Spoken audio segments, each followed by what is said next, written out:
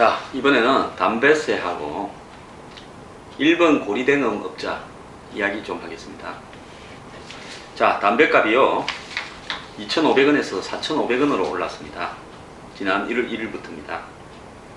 자, 그런데 지금 담배값이 오르고 난 이후에 처음에는 조금 소비가 주춤하고 또 사재기를 해놓은 부분의 효과가 있다가 다시 소비가 지금 원상으로 향해서 빠르게 회복되고 있습니다.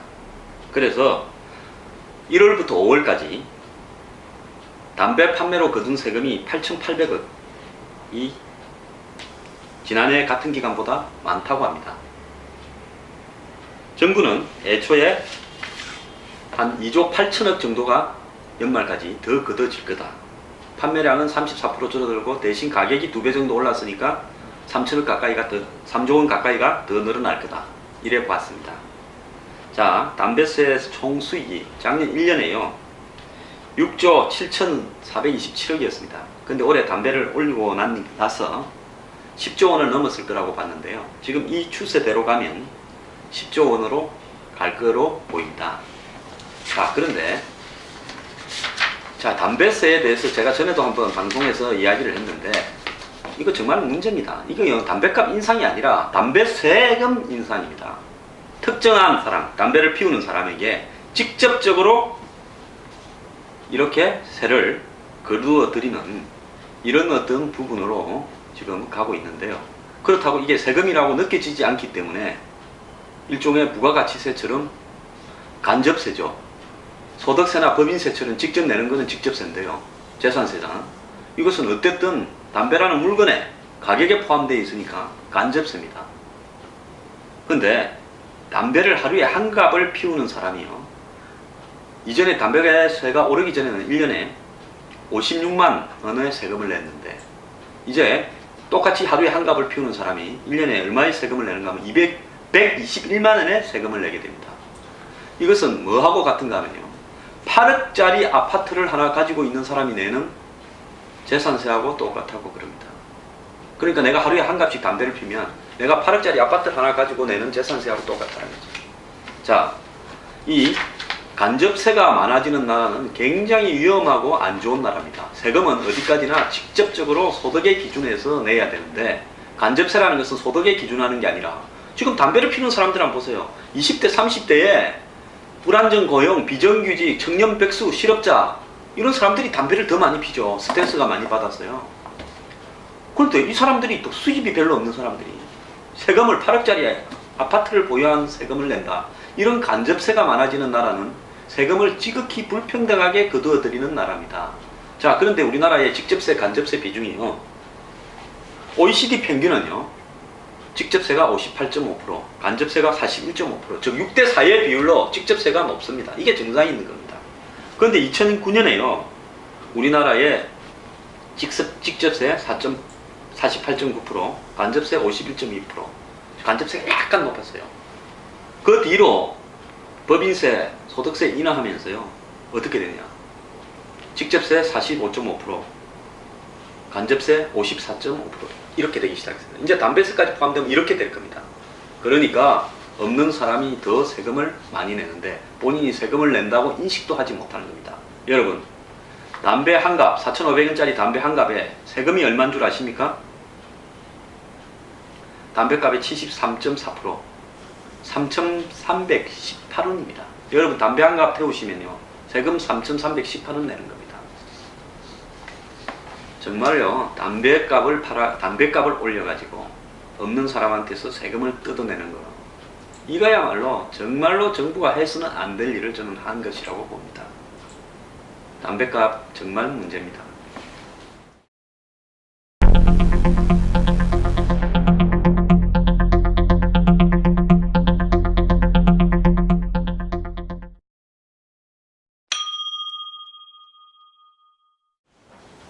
여러분, 요즘 프로야구 중계 많이 보시죠? 프로야구 중계 보면 뭐 캐시앤러시 같은 뭐 무가 나와서 또 설치고 하는 대부업체 광고들 굉장히 많죠.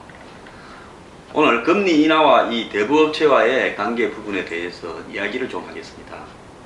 자, 정부가 6월 11일 날 기준금리를 1.5%로 한국은행 화폐금융위원회에서 결정을 했습니다. 인하하기로요. 2014년 이후에 벌써 4번째로 기준금리를 내렸습니다. 그래서 이제 통상적으로 수신금리, 즉 예금을 했을 때 받는 게 1%대의 이자, 그리고 대출금리, 즉 돈을 빌렸을 때 2%대의 이자를 내는 것이 그 일상화되어가는 시대에 있습니다. 그런데 지금 제가 아까 말씀드린 그런 그 대부 업체들은 34%의 금리를 받고 있습니다.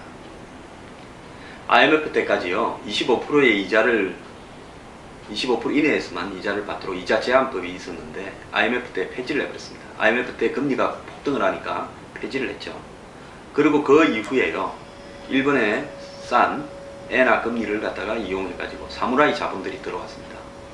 요즘 한국판 너와르 영화라는 거 보면요, 일본의 이 사무라이 자본, 즉 일본의 일종의 야쿠자들이 빠찡고를 해서 돈을 벌어가지고 그 돈으로 한국 조폭들한테 보내서 한국 조폭들이 내부 업체를 운영하다가 서로 기득권을 놓고 싸워서 죽이는 그런 영화도 있었습니다.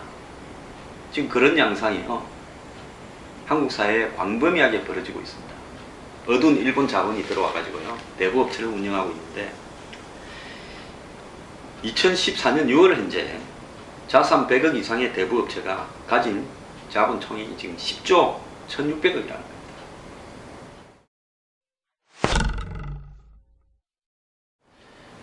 그래서 이 전체 대부업체 시장이요, 42.2%를 차지하고 있다는 겁니다. 4개 일본계 대부업체가요, 1년 사이에 6.6%나 더 늘었다는 겁니다. 근데 이런 일본의 대부업체들이 최근에 저축은행 인수에 나서고 있습니다. 한국의 저축은행들이 많이 망했지 않습니까? 뭐 이자 조금 더 준다고 돈 빌렸다가 전부 다 재래시 시장에서 자영업 하시는 분들이 많죠.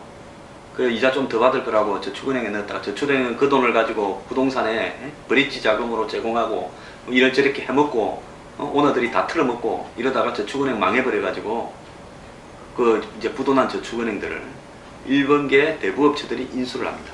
지금 SBI, OSB, 신해, OK, JT 이런 저축은행들이 다 일본계 대부업체나 일본계 자본이 인수를 했습니다.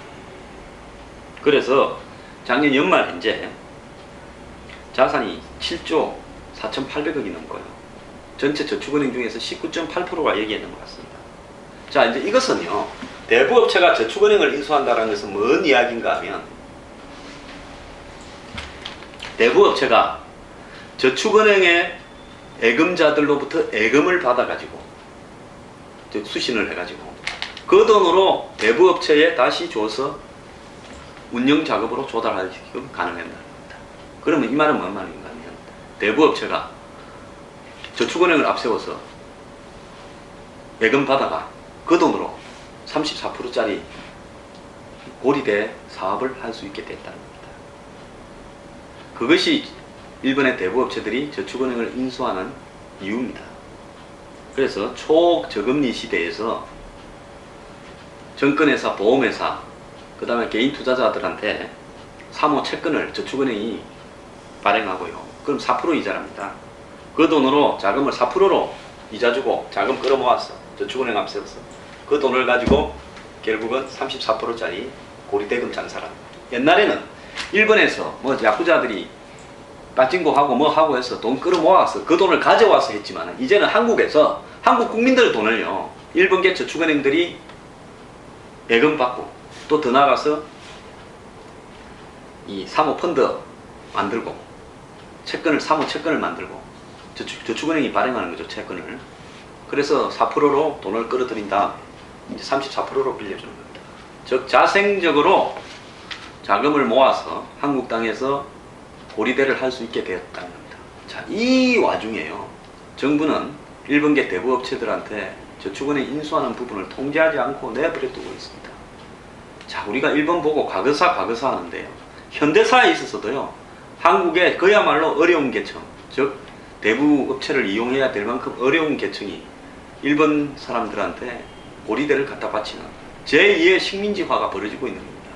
이 부분에 대해서 왜 침묵하고 있습니까?